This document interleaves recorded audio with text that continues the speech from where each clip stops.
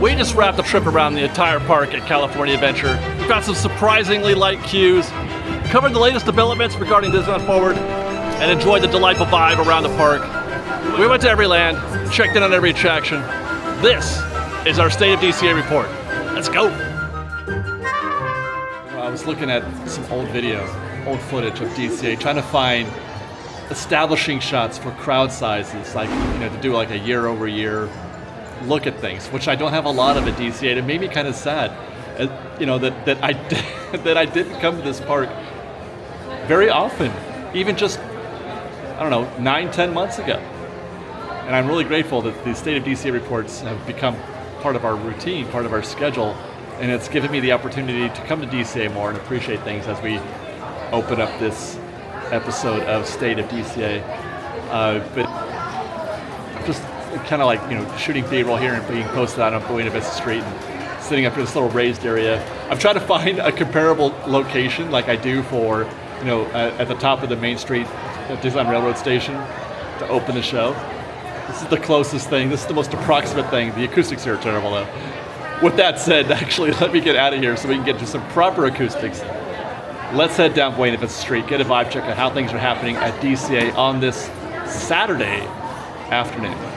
1:01, that is, on this Saturday afternoon. A day later than usual. Typically we shoot these on a Friday, but I was not able to get to the park yesterday, so we're a day late. So that's gonna, of course, change the dynamic of the crowds that we find today. I don't think it's gonna be necessarily busier, because that's something we've observed for going on more than a year now, that the park is not busier on a Saturday in terms of the actual number of people in the parks, bodies on the street.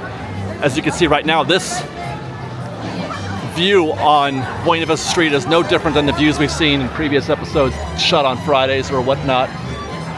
But what we will find is probably a change in Lightning Lane. It is commonly the case that you find more people buying Genie Plus on weekends than you do on the weekdays. So that is something that we should find, but it is still pretty decent sized crowd here on this afternoon. As I mentioned, it's about, well, now it's about 105, I'd say 103 it is. And we've got Five and Dime up there serenading us as we approach Carthay Circle. Let's just take a walk around.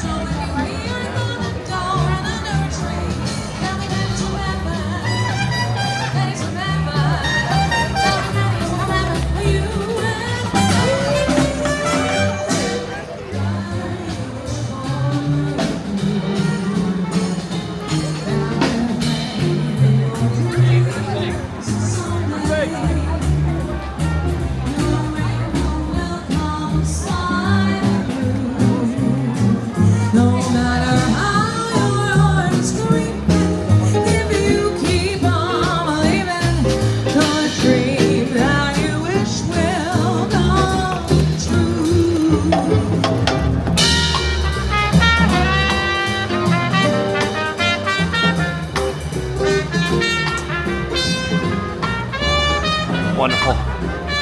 Just wonderful. Hey, all right. It's a shame we can't get Five and Dime out here at Carthay Circle all day, because hearing that music as you make your way down Buena Vista Street, Carthay Circle, and now Hollywood Boulevard, it really does set the mood kind of wonderfully. I need to get out of this street.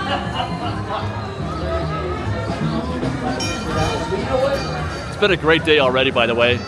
As we head to the back lot, normally I shoot this and the construction footage on the same day, and I've been in the park since this morning, and it's been a really great day. Just meeting all kinds of fans today and saying hi to so many people. Accidentally ran into the soft opening of Centrico this afternoon on my way here to DCA out of downtown Disney. Got to sample a drink and an appetizer at Centrico. Had a wonderful time there. They were very kind, very gracious. I was so glad to do that. Thumbs up so far on Centrico. We'll be doing a video on that later, but I don't know, I just want to sort of set the mood as well. Not just here at DCA and the vibe check of the park, but the vibe check of me I'm a happy guy right now. I'm having a good time today. Of course, I like to think that I'm generally happy. Anyway, Hollywood Studios, the back lot. Always a point of consternation for me. I'm not a fan of this, but you know, we talked 2 weeks ago about the possibility of this, you know, becoming a destination for Avatar. We were wondering about the vote with the Anaheim City Council and Disneyland Forward. That vote is in. I don't know if you guys saw our video on our news channel of Fresh Baked Presents, but the vote is in, and the Anaheim City Council voted unanimously to approve the submitted Disneyland Forward specs. So that's the first vote. There's another vote, but the vote is in, and it looks like the Anaheim City Council is fully behind the Disney company and their plans to expand here at the Disneyland Resort. Now the question is, where does that go? Like I've said, there's going to be another vote, but the fact that it was unanimous, that's something we mentioned in our news video. The fact that it was unanimous suggests that the next vote is probably going to be a formality, and I would say probably in about 60 days, we'll officially begin the sort of countdown on when we start getting something from the Disney company. 60 days is early enough that we can hear possibly something at D23 perhaps. Stay tuned. D23 is going to be something this year. Normally I try to keep expectations low about D23, but I've got a good feeling about this one. And just to remind folks, one of the things we talked about in that video 2 weeks ago was about in the Disneyland Forward project is a resubmission, as it were, of the Eastern Gateway. The Eastern Gateway would be a new parking structure they're going to build on the other side of Harbor Boulevard over there. And part of that project would be to expand the DCA boundaries out into the transportation hub on the other side of these buildings and the monorail tracks, and there goes the monorail right there. As a matter of fact, I want to address a question that we were asked in the comments.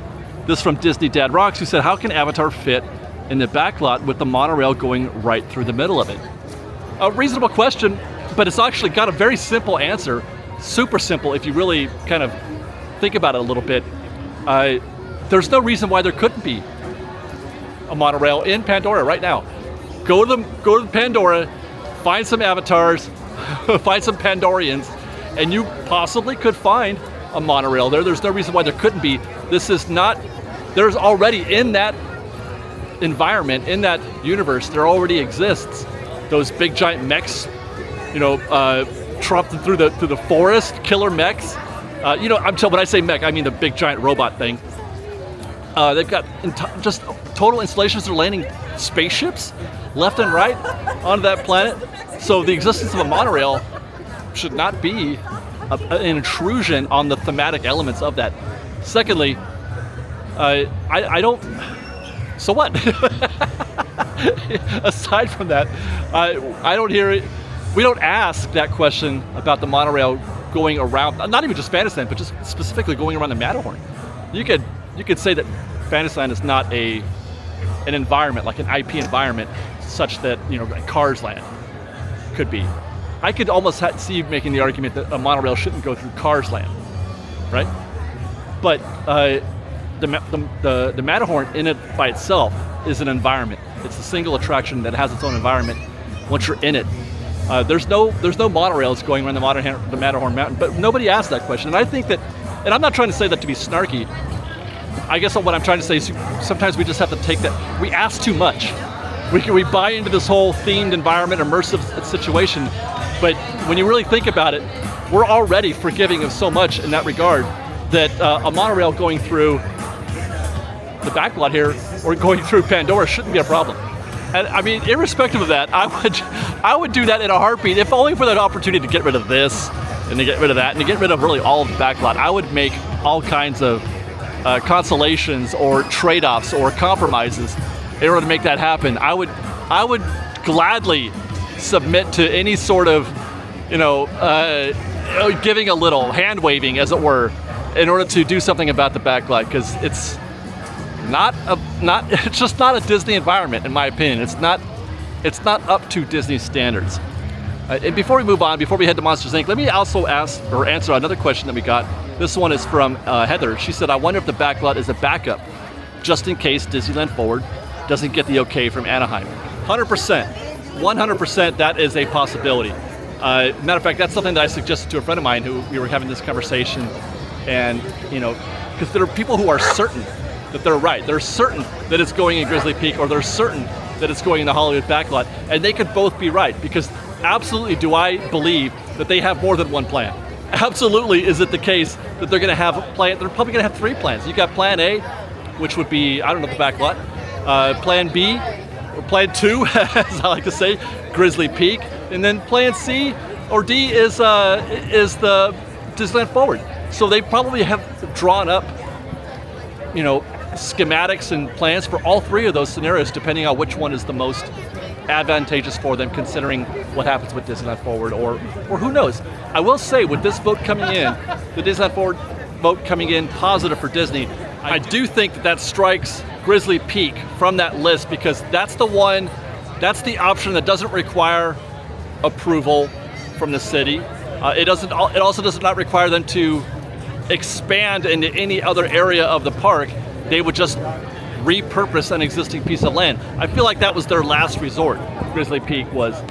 Again, this is just from my perspective, so I don't know one thing or the other, but I do think that this puts the backlot and Disneyland Forward as the number 1 and number 2 options.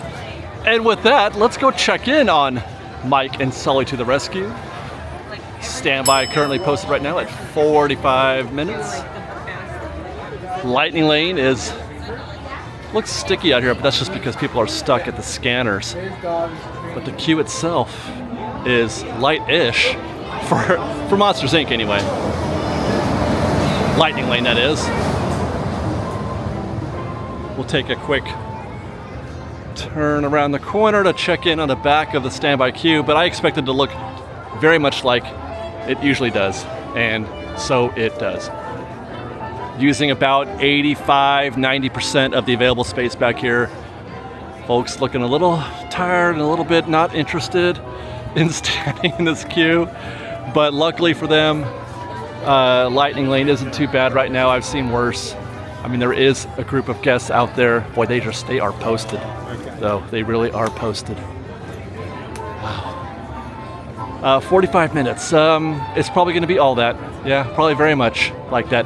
You know, Monsters Inc. is becoming one of the most reliable queues in the park, and I don't mean that in a good way necessarily. Reliable in the sense that it's always 45 minutes and always sticky and always back there just looking like it's no fun at all. And Lightning Lane has just done a number on this attraction for sure. So that's the Hollywood backlot. We'll segue this show next over to Avengers Campus. What's up? Again, yeah, this is feeling, it's feeling all right. I keep forgetting it's a Saturday. It's not my usual day, but then I have to also remember that Saturdays have not proven to be the busiest days of the week by a minute. I mean, it's been a while since Saturdays have been the busiest day of the week. It used to be, but not so much anymore.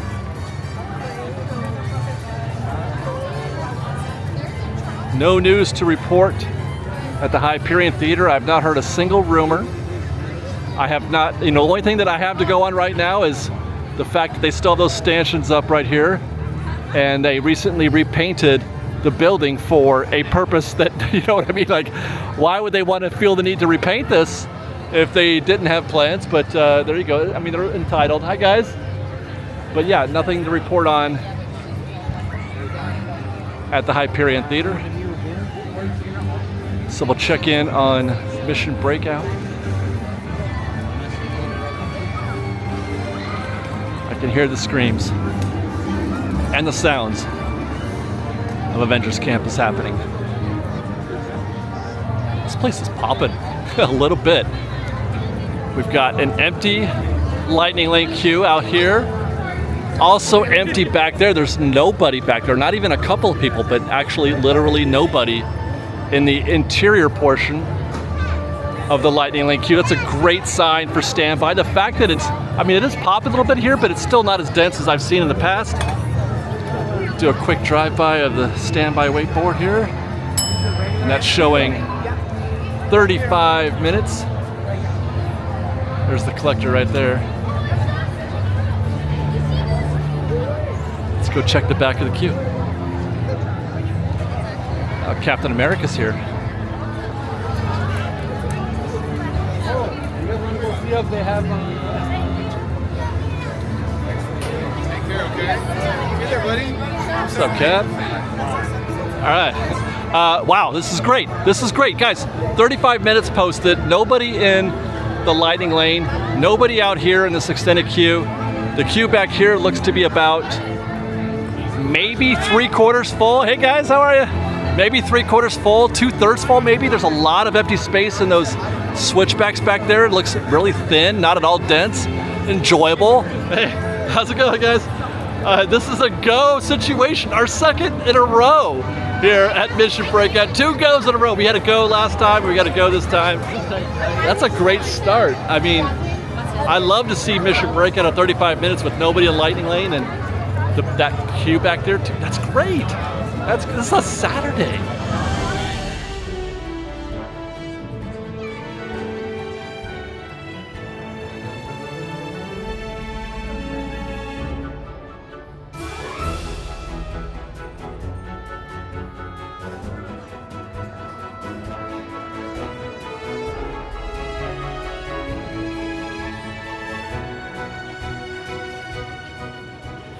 Well, I thought before we headed into Avengers Campus proper, I'd stop at Pimp's Tasting Lab, pick up a tasty beverage. I got the Mucho Aloha Blueberry Hard Lemonade. Let's try it out. It's quite nice. It's a little toasty today, actually. It started off chilly. I'm wearing a sweatshirt, but it's probably low 70s right now. A little toastier than I thought it would be today. But as such, let's see what's happening at Avengers Campus. I may have to retract my previous statements about it popping. We might have just been in a little bit of a bottleneck there because, I mean, it's not too bad. This is not bad at all. This is a Saturday, folks. It is still the case where I don't want to have that argument about, you know, it's busy because it's Saturday, because it's clearly not the case anymore. Saturdays are not the day. We'll see about Lightning Lane. We got a good break back there in Mission Breakout, but I've seen in previous Saturdays where Lightning Lane is still a problem. I mentioned that at the outset of the show. We'll see how that narrative holds up. We'll go check in on Web Slingers. And it's posted at 40 minutes.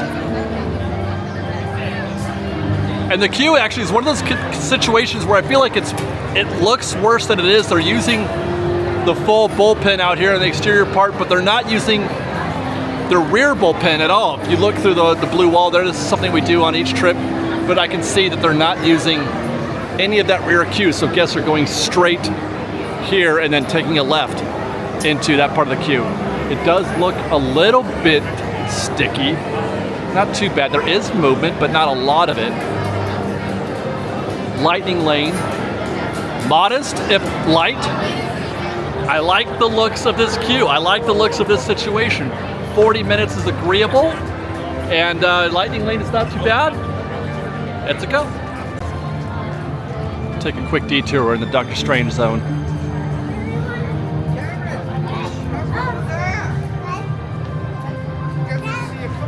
It has been a while since I've seen the Doctor Strange show.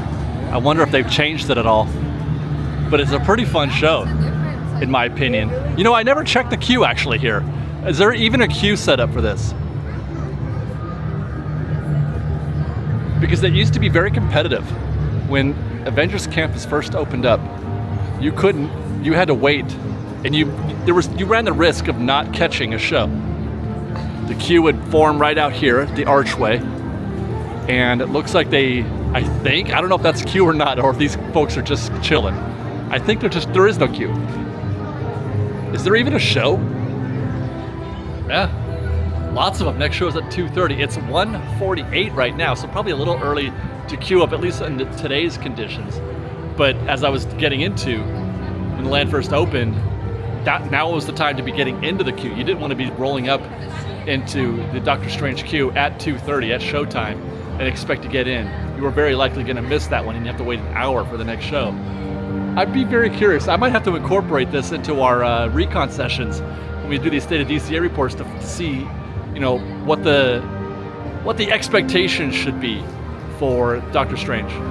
You know, it is sometimes an argument made that there's not enough to do at Avengers Campus, that there's just the one crappy web slingers attraction, which, by the way, that's not my definition of it. I find it's okay, it's fine. Not everything has to be an e-ticket, but some people hate it. Hey guys. And then obviously there's Mission Breakout, but a lot of people don't include Mission Breakout. They feel like that's still Hollywood land. But in any case, there's not enough to do. But you know, Avengers Campus is more than just rides. It is one of the few places in the entire Disneyland Resort that is, you know, it's more about just being here. It's the characters. You see characters everywhere. You get the shows, the Spider-Man show, Avengers Headquarters, Dora Milaje, and that's a good show, by the way. I love that show. And Doctor Strange is also a good show. It's enjoyable. It's a pleasant way to spend 45 minutes, and it gets you totally into the environment. You know, as I look at it, as I think about it, I'm kind of upset at myself for not having seen that show in a little while. But I just wish, if you're a fan of Marvel, you should love Avengers Campus. You really should.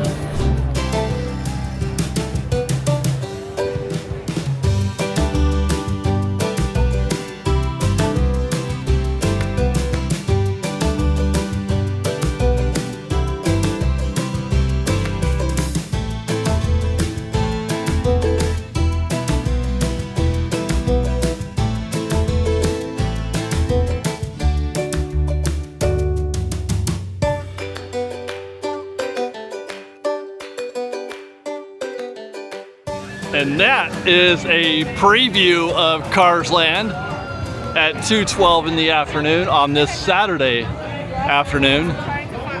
Let's take our first pit stop at Tow Maters, where the current wait time is 20 minutes. And as usual, this is just about how we always find it at Maters. This is absolutely doable, guys. If there's any attraction that's just always a go for me, unless they're only running one side, but if they're running two sides, just get in this attraction. You're gonna have the most fun ever. When you absolutely, positively need to have a good time at Cars Land, Maters is the place to be. And there's always a short wait here, no matter what's happening around the park. I don't think I've ever seen this queue more than 30 minutes, except on like the peakest of peakest days. But just like today at 20 minutes, this is how we normally find it almost every single visit during these State of DCA reports. But there are a fair amount of folk here in Cars Land, not too bad. It's certainly a little bit more busy than we found Avengers Campus, and isn't that great? Cars Land has been pulling guests, Rare Springs, Maters, Luigi's has been pulling guests for the better part of, well, more than 10 years anyway. We're gonna hang out left, do a quick drive-by at the Cozy Cones. Lightning McQueen holding court. Ka-chow. Was Lightning just doing the cast member photo pass sound that you make for kids when you want to get them to like pay attention? That's great. Churros looking busy. Ice cream cones looking pretty busy. Con queso a little less so. It's kind of warmish out here. Maybe people aren't quite interested in a bacon mac and cheese cone or a chili con queso. Concoctions. Got a chimichanga, and of course popcorn, which is never busy, ever, ever, ever. But this is where you get the very first interesting thing I think I've ever eaten at Disneyland, and that was the pickle flavored popcorn. I'll never forget that day. Interesting that it's taken Disneyland to be the place that gets me out of my comfort zone when it comes to eating interesting, weird foods. And I feel like I can trace it all the way back to pickle flavored popcorn at the Cozy Cones. It is 2:10 as I record this and we walk towards Flo's V8 Cafe. I was just curious, this is not the optimal time. Well, I should say, this is not usually when you would find a busy queue at Flo's. 12 o'clock, 1 o'clock, not 2 o'clock. But look at this. Look at this queue at Flo's. Good golly, Miss Molly. It's been a minute since I've seen a queue this long. Standby at Flows. And as usual, I will say, please use mobile order if you can. This is your mobile order pickup situation right here. There's hardly anybody waiting. Return time right now for mobile order is 37 minutes. You could probably improve on that if you just apply a little bit of diligence. But even that, book your mobile order now, 37 minutes from now. Go ride Mater's, go ride Luigi's, come back, get your Ka-Chow cheeseburger, and skip that standby. Mobile order was created so that you could skip all of that.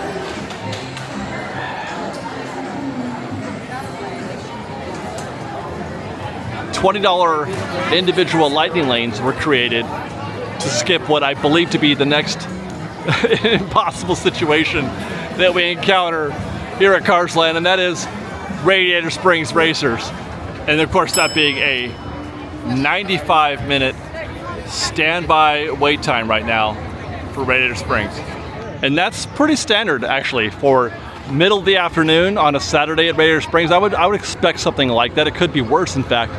This is Lightning Lane right now. This queue is second from the left.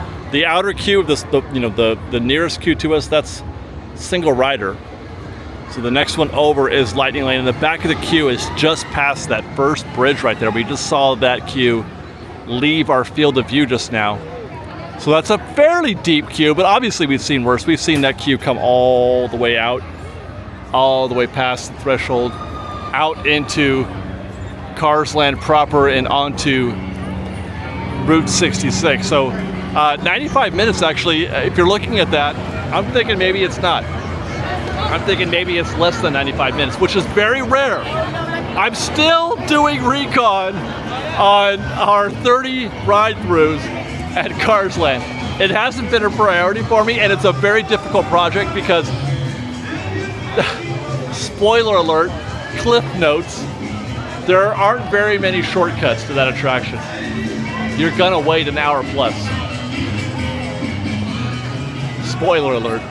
So it takes a lot of time out of your day to just sit there in the queue 30 times for more than an hour. Cars Land, am I right? This place is awesome. Cars Land and Radiator Springs Racers is just about perfection. As themed entertainment goes, I don't know if you could do better than Cars Land. Good golly, this place is great. And I'm not even a fan. I'm not even a fan of the Cars trilogy or whatever. It's all right. I am often perplexed by the environment that they created, by the universe that they created. The Cars universe is very confusing to me. I don't understand it.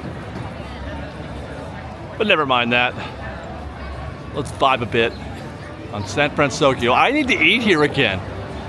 Occasionally we eat while shooting these reports, and one of these days I'm gonna have to find an excuse to go to Aunt Cass Cafe or the Lucky Fortune Cookery.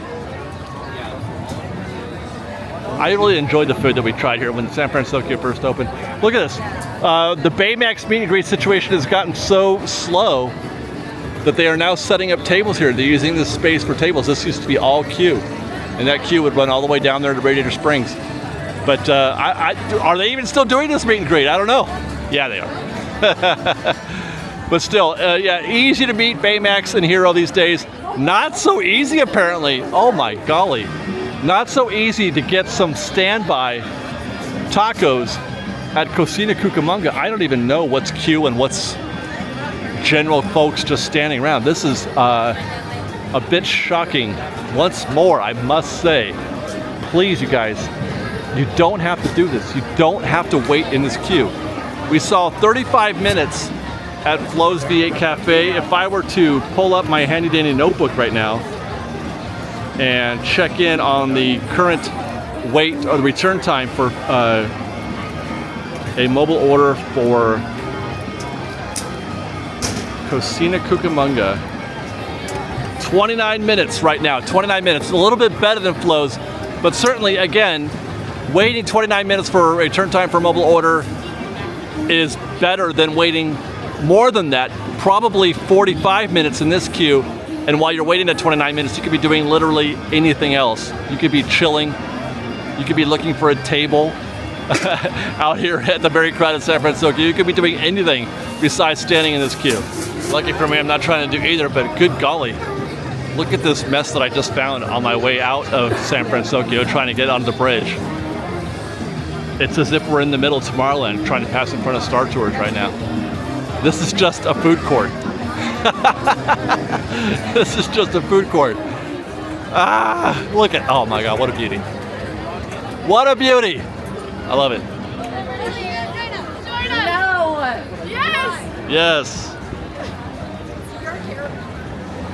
Let's go check that tip board. Guys, see how the rest of the park is doing right now. I feel like things have picked up a bit.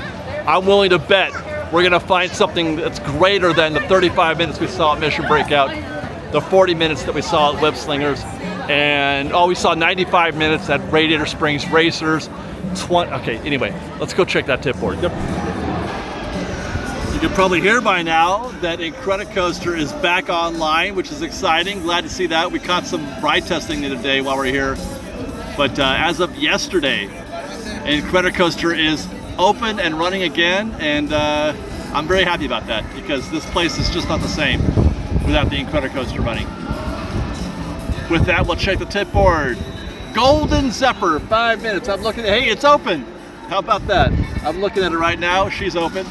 Goofy Sky School, a modest 35 minutes with a return time of an hour and a half from now. That's a little bit better than we normally see for Goofies. There we go, finally, Grizzly River Run. We got a standby wait time of 55 minutes. I've been waiting for people to kick in on Grizzly River Run. It's now a 2-hour return time for for Lightning Lane. Similar weather conditions as today we've seen in the past couple of months, where people still are not going on Grizzly, but they are today. Guardians is up. We saw 35, it is now 50. They saw that 35 is a call to action. Return time for Lightning Lane in 4 hours. Oh my gosh. Guys, that Incredicoaster queue is saying 60 minutes with a return time of an hour and a half. Oops, sorry. And I was hesitating there because I'm trying to look across the bay at the queue over there. I don't know if you can see that in your field of view right now. You know what? Let me just turn this.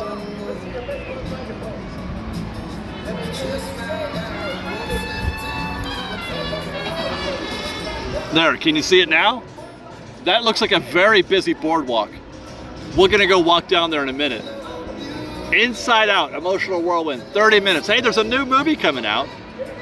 That's a thing. You know what? I wanna have a conversation with you about Disney movies based on theme park attractions. Maybe we'll do that when we go to Inside Out, Emotional Whirlwind. Jesse's is a walk-on, as always. There goes the Incredicoaster, awesome. Jump a Jellyfish, 20 minutes. That's a couple of rotations. Little Mermaid, 15 minutes with a return time of just about now. That's not bad for Little Mermaid. Luigi's is 30. Did we even look at Luigi's? I just remembered, I just realized we did not stop at Luigi's when we went through Cars Land. Mater's is still at 25. Monsters is still at 40. Not bad with a return time of an hour and a half. That's, you know, that's okay. Pixar Pal Around is 40. I'm looking at the Pal Around queue right now. I can see it across the bay. And it's not where we found it 2 weeks ago. So that's good. It's probably less than that. Radiator Springs Racers is 90. Oh, they just did the loop at Incredicoaster. I'm really enjoying myself today. Radiator Springs Racers is 95 minutes. That's how we left it not long ago.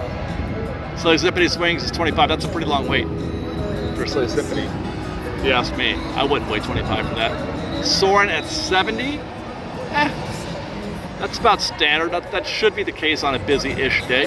Holy macaroni, Toy Story. 100 minutes. 100. You know, you don't see that very often at Disneyland, at any Disney park. You don't see queues 100 plus into the triple digits. You see that all the time at Knott's Berry Farm. And even sometimes at Universal. You hardly ever see that at Disneyland. There's something to be said about that. Web Slingers is 40 with a return time in about an hour and a half, and there you go. Not bad, it's kind of ish.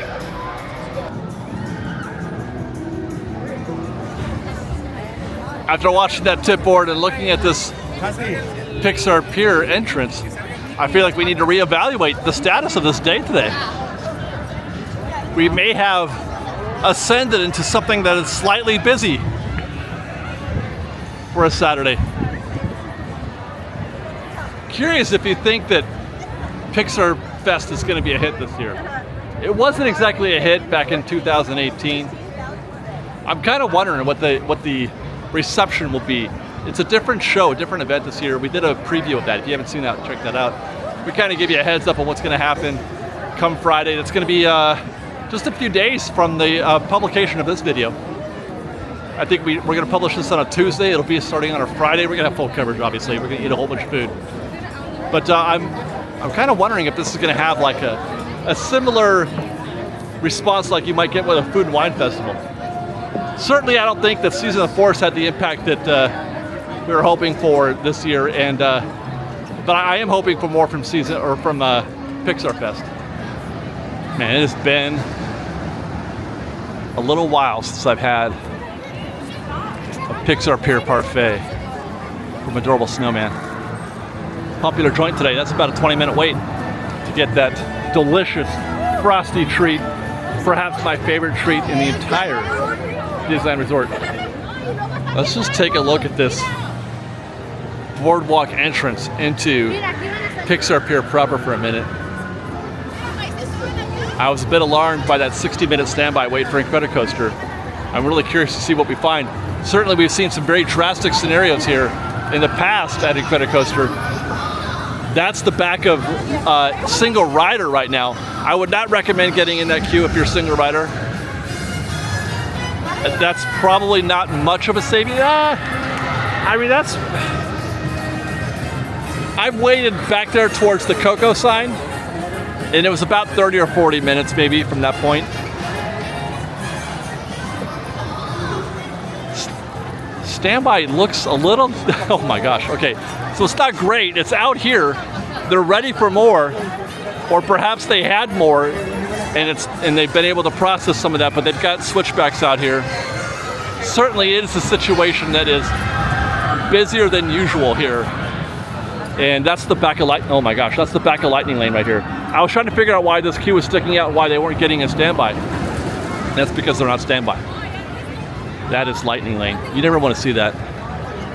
You really do just never want to see that on any Genie Plus attraction. I can't even find. Okay, now we're getting there. Wow, this is rough.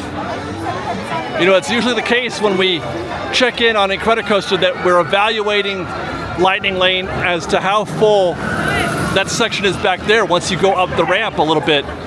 But I mean, that's not even an issue in the conversation right now. Clearly it's full. It's going all the way out here. Not great. And that's kind of the problem with Lightning Lane at DCA. I've often said that DCA Genie Plus and Lightning Lane is a different animal than it is at Disneyland. And that's because there's basically twice as many things to do at Disneyland. You have options. You don't really have options here at DCA. There's not a lot of attractions that are not on Lightning Lane, at least not a lot of popular ones. And meanwhile, there's just strictly fewer attractions to enjoy, period. You know, it's not like you can go do something else. You kind of have to. You're kind of stuck. So while I would say normally, hey, you see this at an Incredicoaster, maybe you don't want to get in that queue. What else are you going to do? The good thing is that Incredicoaster, even with a healthy Lightning Lane queue, is still a quick mover. They are able to process a lot of guests. It's a high volume attraction, at least as far as roller coasters are concerned. They need to do something though about this Lightning Lane because people are just sticking right out in the middle of the walkway. They gotta, where are you gonna, it's not, you know, that's interesting. Actually, I've never really considered this. I'm in the way. But how do you bend the Lightning Lane queue? Actually, I think we've seen this before. You can't bend it this direction because that's where standby is. Right? You can't send it to the right as you're coming out and to our left now. You can bend it this way though. But then that blocks the way in to the attraction. That's kind of a mess. I hate it. But at least it's open, as is obviously Toy Story Midway Mania. We noted a 100-minute standby wait time, but I'm not seeing, actually, that's not bad. I would have expected to see worse. I would have expected to see this Lightning Lane queue, although it is sticking out. You know, we've seen it out here before when it was super bad. So it's probably not 100 minutes anymore. In fact, as I approach the threshold here, it says 65 minutes standby. I mean, still quite a few guests here. That's not ideal. And neither is the standby queue coming out here. But again, as I was just saying about Incredicoaster, what else are you gonna do? I mean, at least it's not 100 minutes. I mean, I don't know what that actually is right now. I would probably put that, I don't know if I'd put that at 55 or 60, but it's better than 100. I think, as long as Lightning Lane doesn't continue to show up. You never know, man. It's the same point we were making last time we started talking about Lightning Lane. It's just so unpredictable. It's kind of not cool. It's kind of not fair about how you can't make an informed decision about whether or not to get into a queue sometimes, because literally anything can happen. At any point in time, 100 people could just decide they want to show up to Toy Story Lightning Lane, and the people who are in standby are just gonna, you know, they're screwed. They're gonna have to wait. Which brings us to the Pixar Pal Around. What a beauty. This really is. I'm not crazy about boardwalk attractions, but it really is attractive. It looks great. 30 minutes for standby, and that's about where we got in the queue last time, and it took about 30 minutes to do that, so that's pretty accurate. 45 for swinging, and that's the back of the queue right here, so it is curling around a little bit. That's probably accurate as well, although I don't know if you know this or not, but there's essentially, well, there's quite a few more swinging gondolas than there are non-swinging, so you do have to wait more when you're in non-swinging to get a gondola than you do for non-swinging, but the queue is often the case where it's, hi guys, like twice as long as this queue is than non-swinging is. But if I wanted to get into a non-swinging gondola and I saw this queue, I'd probably be okay with that. You know, I had the idea of getting on Emotional Whirlwind today. Let's see, 30-minute standby. Actually, that's kind of not bad for 30 minutes. I've always hoped that it would be just up here. I always felt like if it's just up here, you're probably in good shape. If it's down here in these switchbacks, not so great. It's not so bad. We're gonna hope for the best. Let's do a little recon. Let's find out how long it takes us to get through this particular queue. We'll measure a few switchbacks and see what happens. Well, anyway, the clock says it's 2:58. Then we've hit the back of the queue at 2:58. 3:05, and we reached the top, well, actually the last switchback, so it's only taken 7 minutes to go the lower portion and then the first switchback up. That's not bad, 7 minutes. I wonder how long the rotation is. I'm kind of shocked, 3:08, and we're already into the next rotation, so however long this takes, that plus 7 will be our ride vehicle. It's about half as long as the posted wait time. That's kind of surprising. 3 minutes. It takes 3 minutes to cycle. That means to get the guests into the ride vehicles, go around, do your loop, and get the and then have the ride vehicle land again. 3 minutes. Kind of impressed. That was 13 minutes to get to our ride vehicle. 13 minutes. That went by fast. I thought that was just gonna be stuck there because it's not a quick loader, because you got to wait for the whole thing and then you process 10 or 12 guests, or no, more like 30 guests. The variable is how many people you put in each gondola. It could be 1, 2, 3, or 4. I probably screwed up. I'm just one, so I messed up the math a little bit. But anyway, 13 minutes, that's not bad. Now, I mentioned earlier when we were doing the tip board that we're talking about there's a sequel coming out, obviously, for Inside Out 2. Also in the news recently was that they have green-lit, again, a Space Mountain movie. They're going to do a movie based on the attraction Space Mountain. Now, that's been talked about before, and I hope it does get it go, and I hope they make it good, because I love the idea of the theme attraction being the IP. Disney has been spending so much time, they spent so much effort trying to make attractions based on an IP, but I feel like we're missing out on some good stuff because they just keep doing book reports on things we know already. Give us something new and original, that's what people ask for. I know it's very risky and difficult, and they could be wrong. But I want to ask you, let's just say at Disney, we got a lot of space coming up for Disneyland Forward, a lot of themed environments, potential for that anyway. I'm going to fix this if I can. What is a themed environment that you would like to see in a park? I.e. Tomorrowland, Fantasyland, Frontierland, Adventureland. Give me another one. Is there another one out there? What is left? Finish already? Oh my god. I didn't even get to finish this conversation. Let us know in the comments. What is a themed environment that you think is right for a land, and then they can create original attractions for, and then they can take those attractions and turn them into films. I love this conversation. Thank you. And I love the theming for this attraction. They did the best they could here. I watched them build this from the Pixar Pal Around. We would film the construction from there on a weekly basis about the same time they were doing Avengers Campus. And I remember watching and wondering what they would do next. And I think they did a fairly decent job of theming this attraction. I mean, it doesn't really fit here, but they did the best they could, I guess. Getting back to our program, Silly Symphony Swings. Looks busy up there. It was 20 something when we checked the tip board. I felt like that was a long time for the swings. This was completely empty 2 weeks ago. But we got a fairly robust queue happening here. That's a pass for me. I would rather wait for a better opportunity, but again, as I've been saying throughout the day, what else are you gonna do? There's like 1/3 as many attractions here at, 1/3 as many attractions here at DCA as there are at Disneyland. It's not like you could just, and you know what, it's not even like Disneyland has a billion attractions, but there's it's so light, relatively speaking.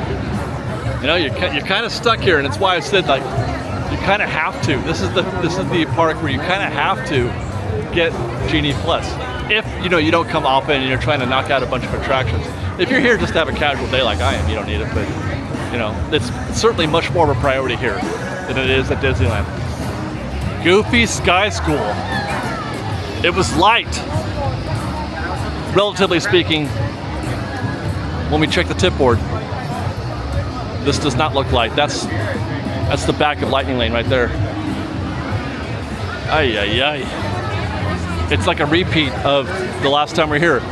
There's your posted wait time, 60 minutes right now.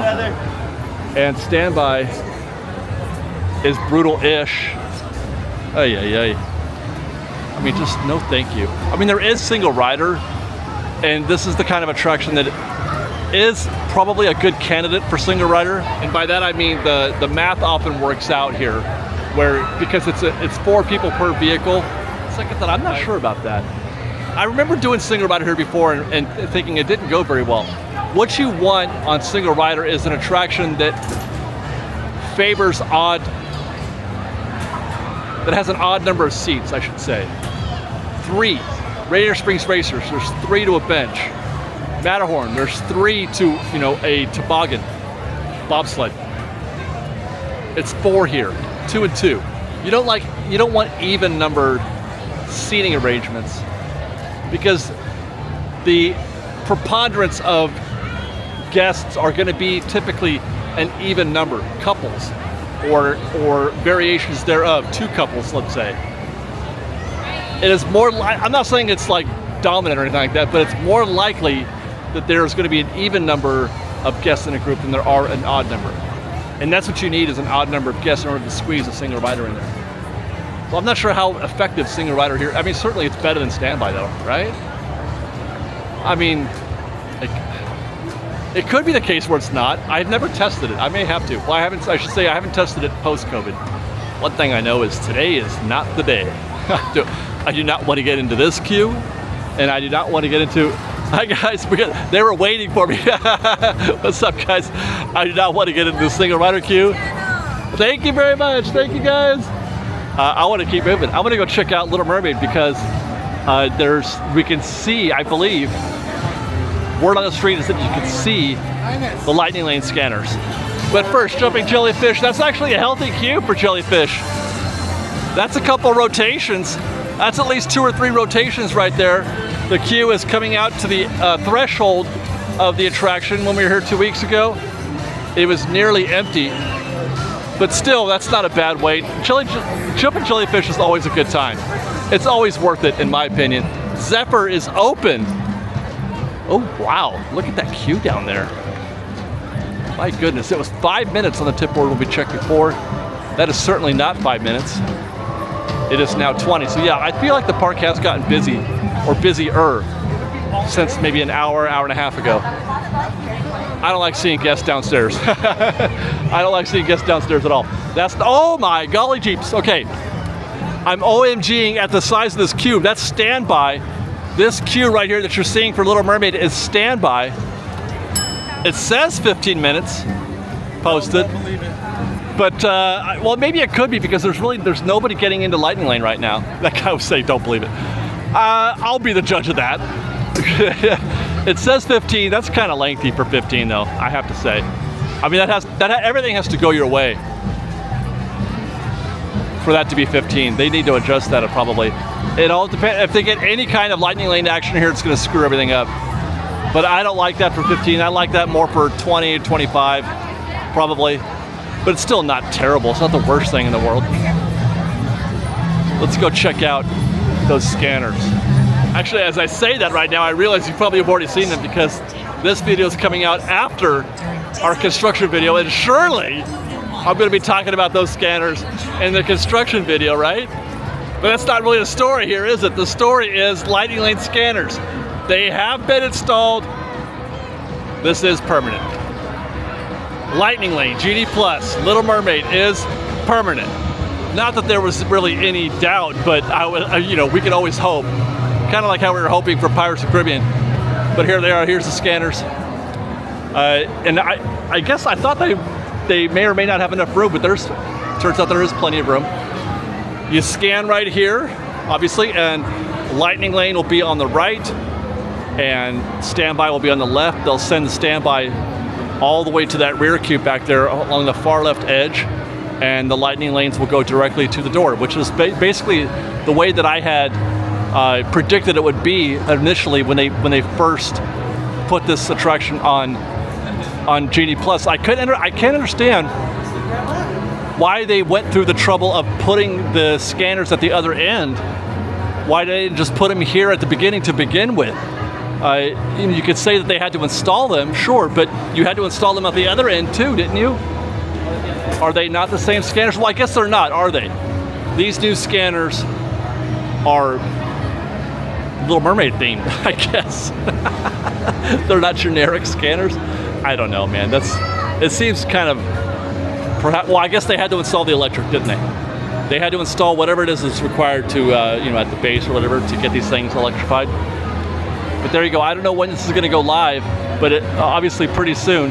It won't be long before, probably by the next time we do this report, and maybe by the next construction report. Guess we'll be going in through this direction, and we'll get to test that out.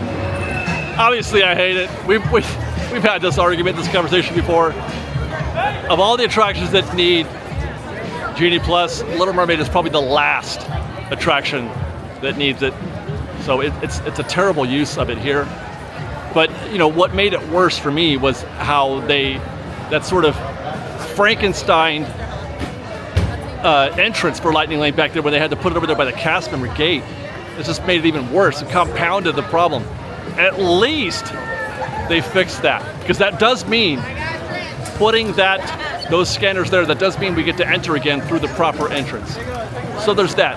And as we've been able to observe in previous sessions, that we can walk through that attraction in a reasonable amount of time. It's not a queue killer like Lightning Lane has been for Pirates, where it's consistently 45 minutes during the busier times. Even worst case scenario, it's gonna be like that, 20-25 minutes. And we have found ourselves on Grizzly Peak Trail. I have no news for you. Here, it's about the same as we left it last week and the week before that.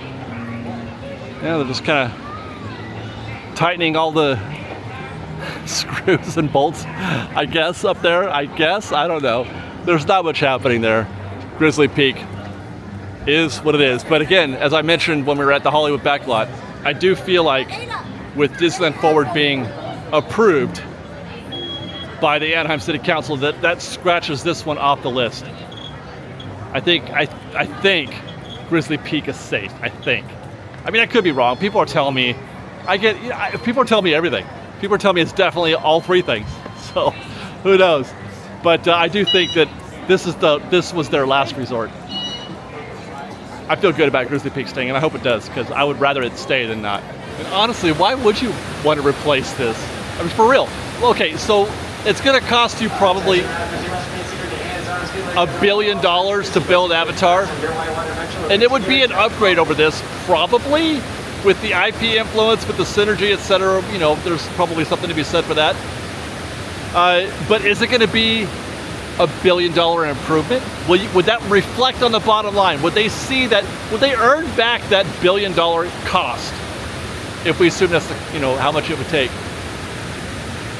over what they earn here at Grizzly River Run in terms of guests and merch and all that stuff. I mean, maybe, I guess, but certainly, definitely, that would be the case if they were to put it at the Hollywood backlot. Definitely, that's $1 billion upgrade, because I don't know what the backlot is worth to the bottom line, but it's not $1 billion. Not by a long shot, but you can probably earn $1 billion worth of revenue over 10 or 15 years at Avatar Land with merch and et cetera, and more guests, more tickets sold, et cetera. You need to increase capacity. That's the other thing, is that there's very little capacity happening at the backlot. Monsters Inc. Or the Philhar Magic, I guess, I don't know. That theater's hardly ever full, and that's about it. You can get considerably more capacity into that attraction. Therefore, that means you can sell more tickets. I don't know if the same is true here. And as we walk our way out of here, we gotta go check the wakeboard. But when I talk about capacity, just to give you a quick primer on that, how many tickets they sell on a given day is based. Hi guys, how are you? Is based on how many attractions are open on a given day. Whatever the capacity is for a given attraction, you add all those up together. Let's say there's 30 attractions open times X guests. That's how many tickets you could sell. So on a day when there are fewer attractions open, they can sell fewer tickets. So if you increase the capacity of an attraction, if you add another attraction to a park, let's say, you can sell more tickets. Hey, and it looks like we have arrived at a point where Grizzly River Run is down. We were hearing that over the speaker, but it looks like there's no wait time. So that means the attraction is down right now. Guests are still getting in the queue, but it is paused. So we have no intelligence to partake or impart on you here at Grizzly River Run. And that, my friends, brings us to the near finale of our State of DCA report, our last attraction, Soarin' over California. It was at 60 something minutes, I think, when we checked before, 70. Oh, they moved the box. The box was over here before, and now it's over there. It's probably nothing. I don't know what that is. I can't remember. I've seen this before. It's probably this right here. That. Hi. It's probably that right there. In any case, let's go take a look at Soarin'. Wow, look at that. There's nobody in the lightning lane queue right now. Zip. Nothing. That is great. There is still a fairly healthy standby queue. In fact, I think I've reached the back of it. But that's no big deal as long as there's no lightning lane. I'm trying to sneak a peek through there. I can see just under that canopy that it's at 55 minutes, but that's pure standby. The queue is going all the way back around the corner. That's considerably better if there's nobody here, like that is the case now. And again, that could change. But I don't know. I still don't like 55 minutes. Even still, though, I'm not a big fan of 55 minutes there. When I see a time like that at 55, and I see no lightning lane, and it's still 55, and the queue is, I mean, it's kind of big, I guess, but that's a tell for me that it might be it could be the case that they're down a screen. And if they're down a screen, good luck, guys. And just like at Disneyland on Main Street, we can bookend our days by looking at these beautiful trees here at Carthay Circle and taking our walk down Buena Vista Street. We'll turn left. It's been a beautiful day, you guys. It's been a beautiful, beautiful day. Crowds aren't too bad. It's not the worst thing I've ever seen. Lovely weather. And we're getting done at a reasonable time at 3:51 in the afternoon. And again, I thought maybe it was getting a little more crowded, but this Buena Vista Street here is, you know, it's not bad right here. This is not bad. I don't mind this one bit. And I hope you don't either. I hope you don't mind us bringing this show to you, this State of DCA report. I hope you guys enjoyed. If you did and want to show your support, please do consider joining our Patreon campaign at patreon.com/freshbaked. Hi guys, how are you? You can follow us on Instagram at _freshbaked, on Twitter at freshbakedisney, that's fresh with no E, and on TikTok at freshbakedisney, for now at least, for maybe another 6 months. I don't know if you guys saw the news, but they're gonna make TikTok sell the company, whatever, I don't know. Thanks guys for watching, I hope you enjoyed. Until next time, be safe out there, be kind to one another. Fresh Baked.